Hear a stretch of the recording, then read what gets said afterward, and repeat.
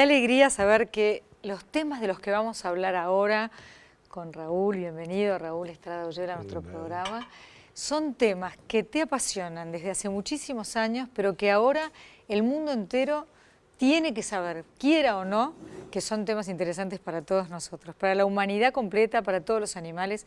Tenemos, no sé qué te parece, una hora para hablar, Raúl.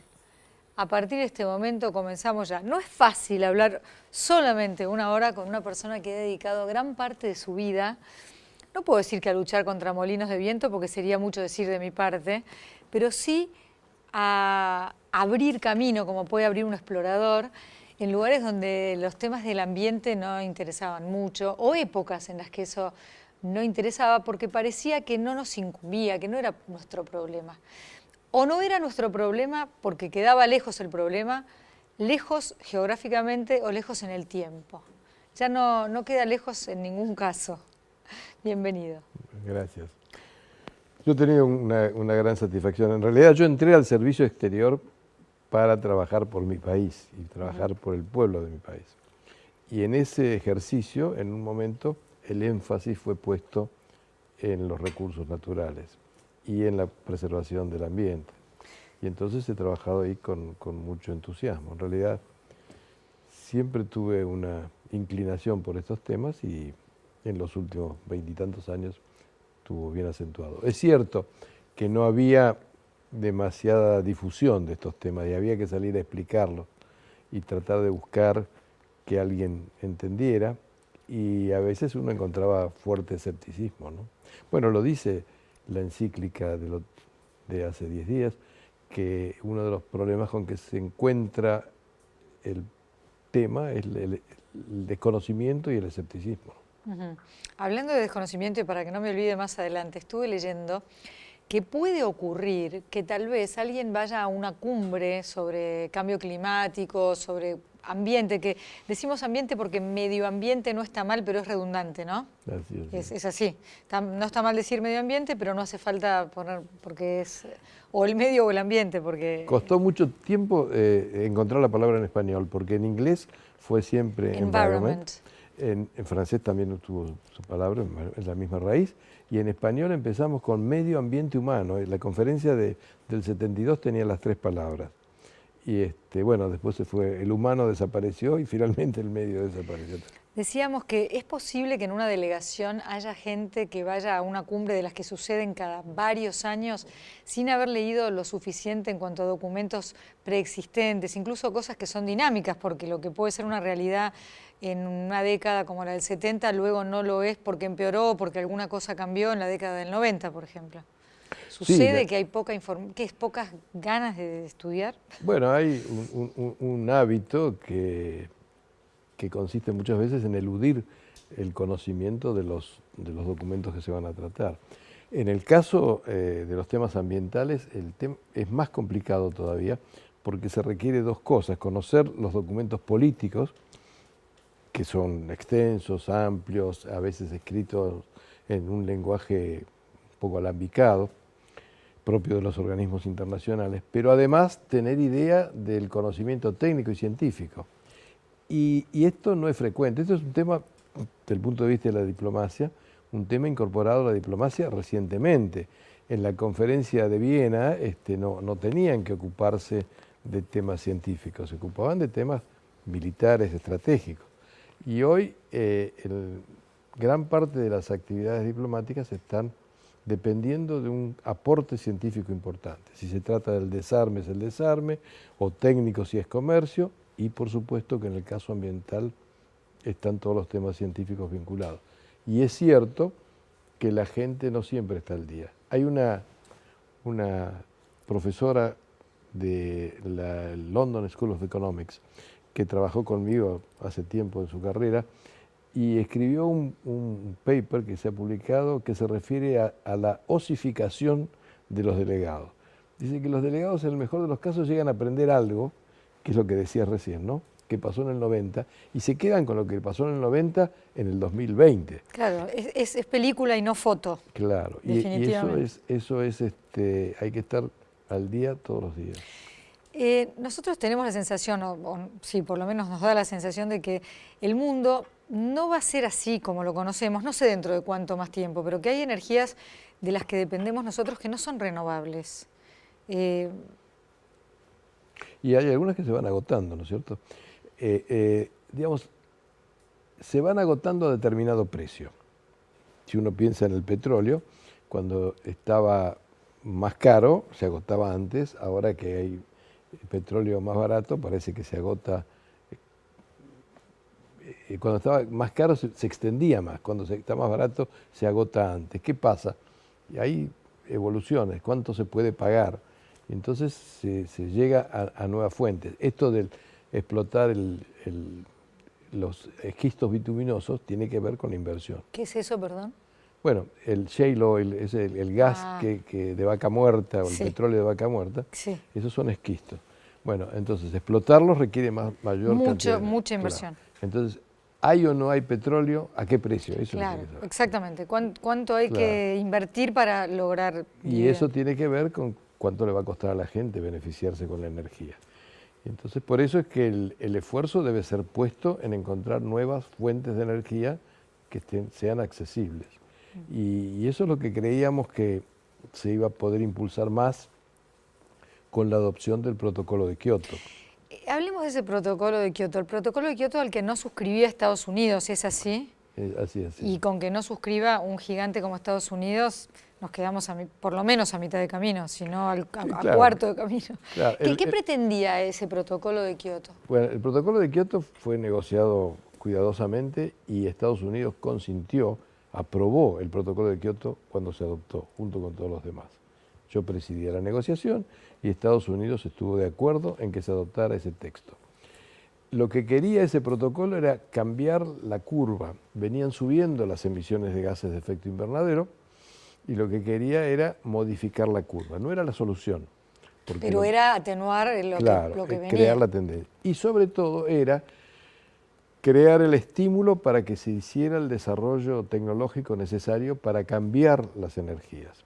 Por esa razón, el protocolo se aprobó en el 97, pero el periodo de compromiso, o sea, el tiempo en que ese protocolo debía cumplirse, empezaba en el 2008. Había 10 años que en ese momento se calculó que iban a servir para la reconversión. Claro, para la renovación de los equipos de capital y para la introducción de nuevas tecnologías. Eso podría haber empezado, pero en un momento, en 2001, 4 años después, Bush anuncia que Estados Unidos no va a ratificar.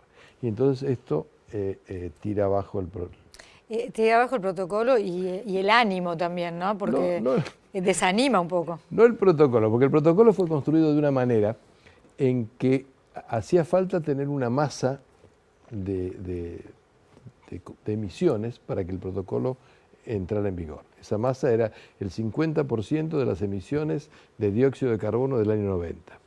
Y eso significaba que nadie tenía el veto. Estados Unidos no tenía el 50%. Pero si se sumaban 2 o 3, podían dar el veto. Y los que se podían sumar eran Estados Unidos y Rusia. Y entonces entre esos dos se bloqueaba el protocolo.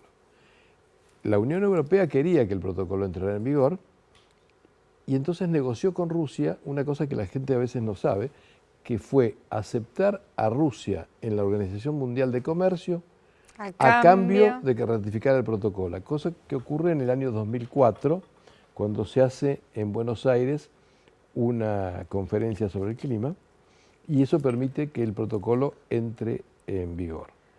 Claro, la participación de Rusia es bastante tramposa, pero entró en vigor. Sin Estados Unidos, y no era una buena idea. El Senado de Estados Unidos había advertido que no quería el protocolo cuando estábamos negociando. y estuvo el vicepresidente de Estados Unidos. Ahí funciona lo que se llama normalmente el lobby de distintas empresas.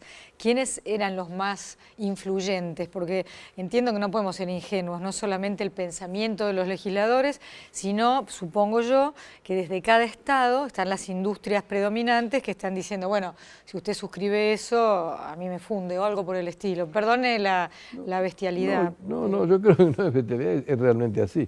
Es el lobby del carbón. Carbón. El lobby del carbón. Que no nos imaginábamos que se trataba de carbón, ¿no? Claro, bueno, es el gran negocio. El lobby del carbón es decir, los productores de carbón habían sufrido ya un golpe fuerte con las medidas que se tomaron contra la lluvia ácida en Estados Unidos para reducir la precipitación de dióxido de azufre.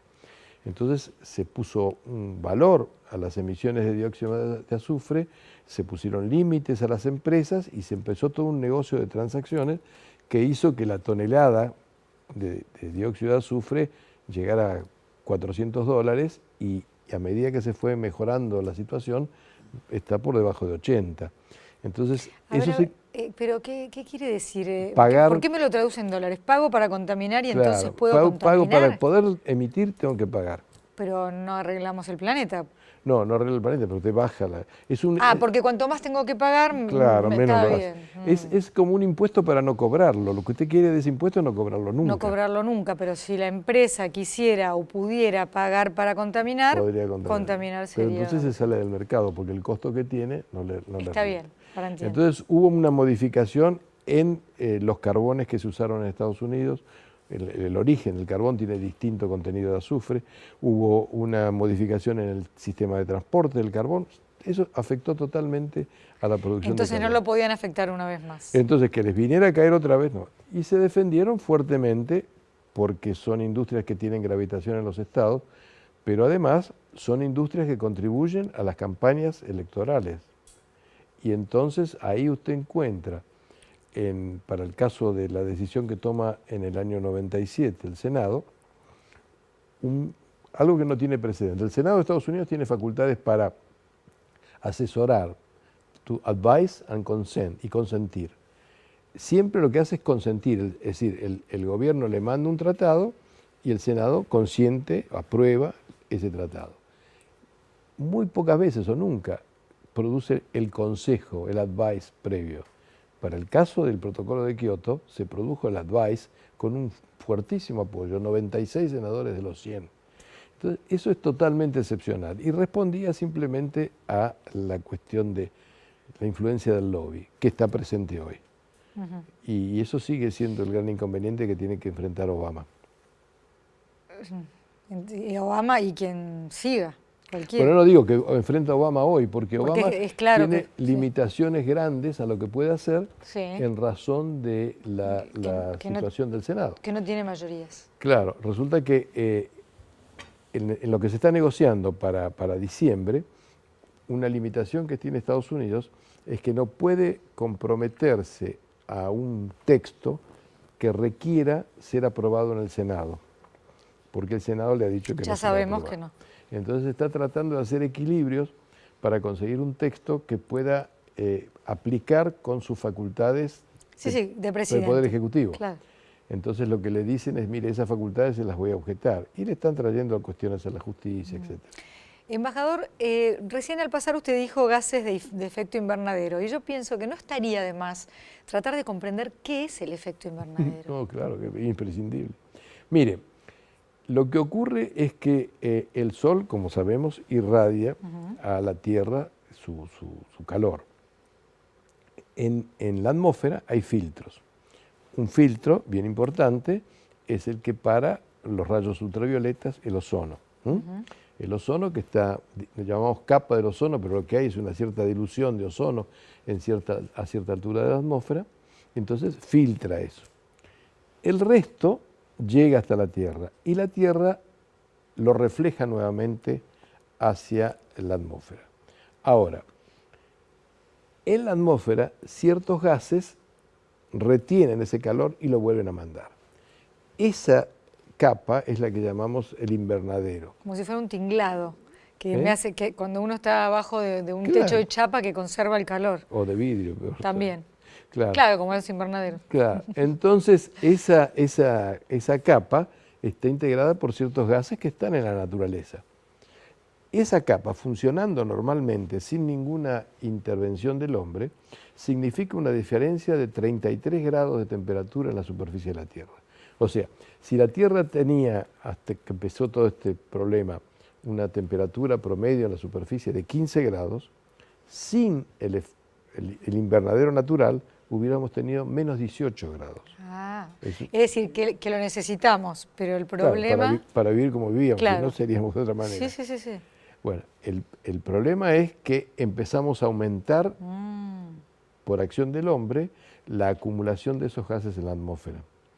Gases Entonces, muy conocidos como el dióxido de carbono y el metano, ¿y cuál otro? Y el óxido nitroso, que esos son gases de la naturaleza. Y después hay otros gases que generamos nosotros, que fuimos inventando con propósitos industriales. Claro. Los perfluorocarbonos. Los de las heladeras, Los de las heladeras son los gases que tienen el doble juego, digamos, matan el ozono, si usted quiere, digamos, destruyen la molécula de ozono, y entonces al destruir la molécula de ozono dejan pasar, pero dejan pasar la radiación ultravioleta, que es un efecto negativo, pero además tienen el otro efecto también, que es de actuar como gases de efecto invernadero, entonces es complicadísimo.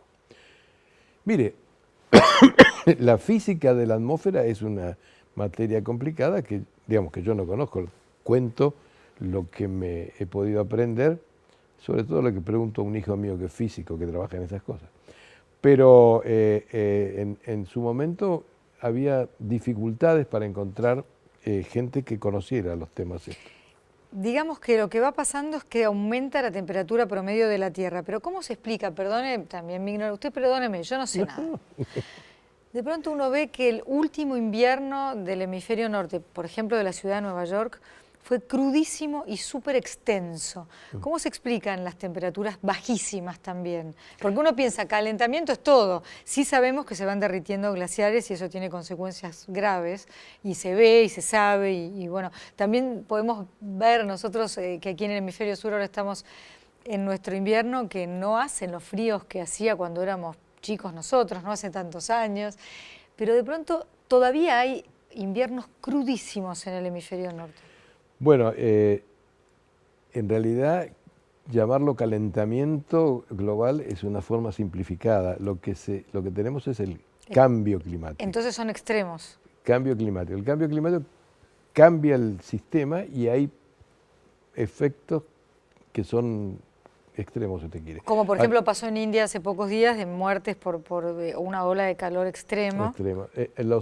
Una de las características del cambio climático es que los fenómenos de la temperie, que son agudos, se hacen más agudos, y si son severos, más severos. Entonces usted tiene lluvias tremendas, como las que han ocurrido, sí, o sequías tremendas, como las que ha habido en California, o las que se han producido en algunos lugares de la Patagonia chilena. Estamos en problemas. Estamos en problemas. Porque además hemos deforestado muchísimo. Así es, no solamente eso, sino que además, en el caso de Chile, por ejemplo, además de deforestar, se ha plantado con especies exóticas que no son del lugar. Entonces, modifican el régimen de funcionamiento del sistema forestal. Por ejemplo, en el Uruguay hay una fuerte plantación de eucaliptos, que no son de acá, son de otro lado. Sí. Y los eucaliptos actúan sobre el ciclo hídrico muy fuerte. Y hay zonas que tienen dificultades de agua por el efecto de las plantaciones de eucaliptos.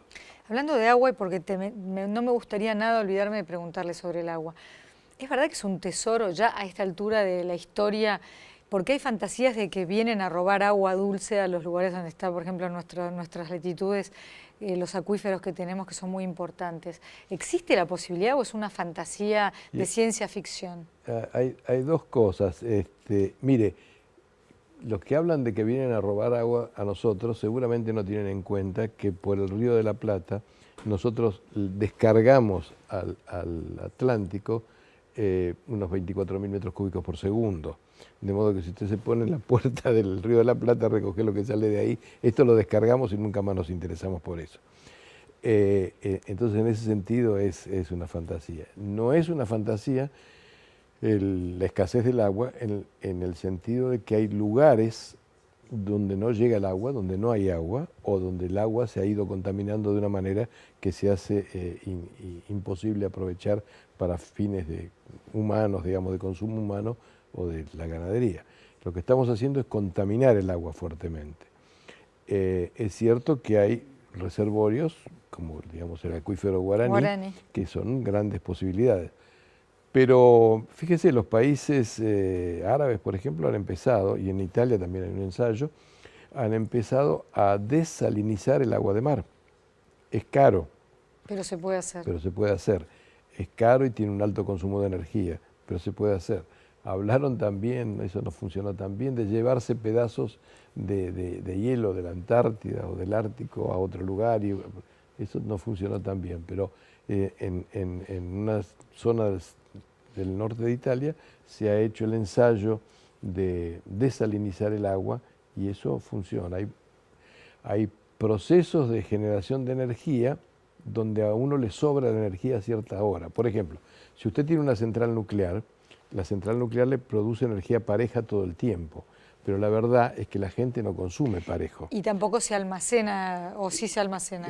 Se almacena un poco, pero si usted lo que hace es aprovechar la energía en el momento que no se está usando, digamos, claro, que no se está usando para desalinizar, entonces aprovecha ahí las dos sí cosas. sería una ecuación Claro. sustentable, esa palabra me encanta. ¿No se usaba cuando usted empezó a hablar de esto o ya se usaba la idea de la sustentabilidad? Bueno, la palabra en español es sostenible. Yo tomé sustentable cuando empezamos porque uno lo tomaba del inglés. Y no es lo mismo, entonces No, deberíamos decir sostenible. Porque quiere decir sostenible en el tiempo. Claro. Y en la edición 22ª del diccionario de la academia precisó las cosas. Entonces, sustentable tiene el sentido de un argumento que se puede sostener. Muy bien. Y sostenible tiene este otro sentido que nosotros que no queremos. hagamos nada que no pueda esto, por ejemplo, aprovechar una energía para convertirla en otra, ¿no? Por ejemplo, la idea de reciclado, que recién va llegando a nuestras cabezas, en algunos otros países hace décadas que está completamente incorporada, ¿no? Así es. No, pero a mí me tocó cuando era un funcionario que empezaba, cuando era una promesa, no una triste realidad como soy hoy, que empezaba mi carrera a ir a Estados Unidos y mandaba a mis chicos al colegio y de pronto venían con exigencias sobre cómo nos comportábamos nosotros sobre ciertas cosas. Por ejemplo, yo en esa época fumaba y me decía, no tires el fósforo, guardarlo en la cajita. O la colilla. Le exigía a la persona de servicio, mi hija Leticia, le exigía que lavara la lata que había usado, que había sacado algo antes de tirar a la basura, que la tirara limpia para que pudiera ser reciclada. Bueno, todo eso no está incorporado acá y eso tenemos que incorporarlo. Y sin duda los chicos, por mi experiencia es que los chicos son los que se lo incorporan, porque en mi casa yo creo se que incorporó. los chicos están educando a los grandes en muchos aspectos. Pero quiero saber cómo es que a Raúl, jovencito y que quería trabajar en el servicio exterior, le empezaron a importar estos temas así tan prematuramente. ¿Qué razón había?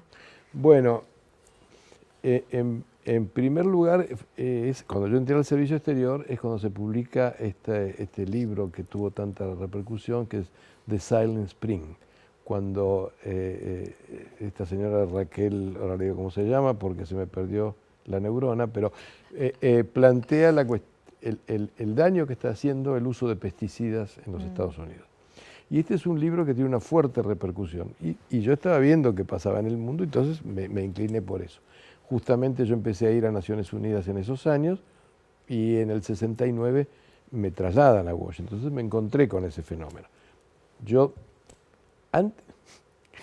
decidí ser abogado por razones políticas, porque en el año 55 caía preso cada 15 días. Entonces yo quería ser ingeniero, pero me di cuenta que para defenderme de ese gobierno al que yo me oponía tenía que ser abogado. Pero siempre me quedó algo de lo que quería hacer antes.